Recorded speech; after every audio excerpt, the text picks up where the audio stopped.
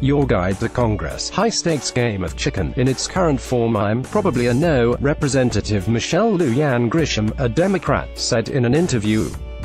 The meeting was to consider a bipartisan immigration deal to protect the dreamers, young immigrants brought to the United States illegally as children, including the 690,000 now enrolled in the Deferred Action for Childhood Arrivals program that Trump has canceled.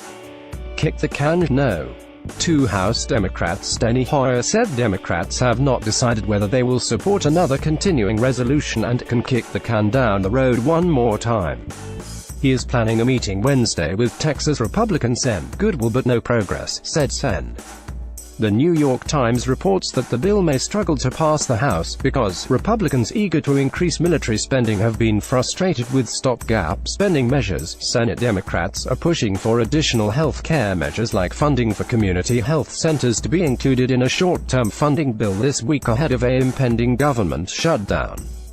Vote counters gauged GOP support Wednesday in advance of a vote planned for Thursday. I spoke with the president. The White House isn't immediately responding to questions about the tweet. Reminder, this is about far more than a government spending deal and enshrining DACA protections, new border security provisions into law. Last week, bipartisan negotiations failed after a group of 20 lawmakers met at the White House in an attempt to bargain with President Trump over the measures. They have a disproportionate focus on the border more than anything else, Sen. To that end, Senator Susan Collins, a Republican moderate, announced her support of the plan by the so-called Gang of Six. He added that in return for protecting the young immigrants, what they want in return is continuously a moving target and it continuously expands. Make it clear that a shutdown is possible and the only way to avoid it is to allow a vote on the Group of Six proposal, one the president soundly rejected, and did so with the support, aides say, of both House and Senate GOP leaders.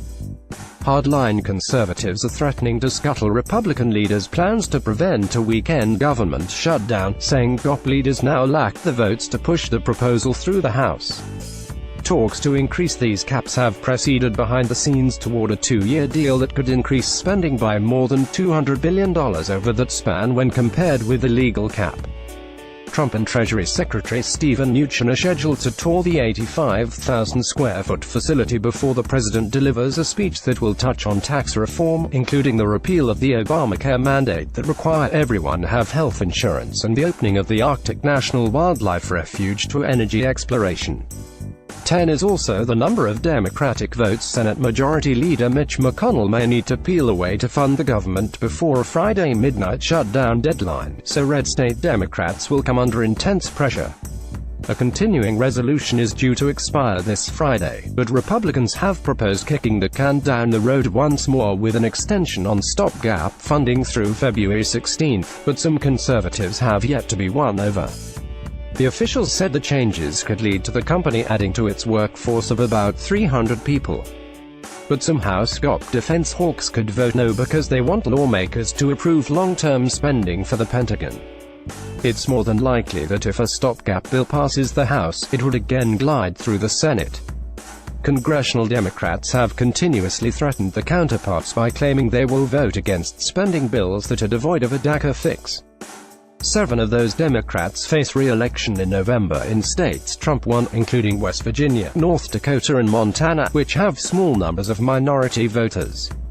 New Jersey Democrat Cory Booker accused Nielsen of being an enabler.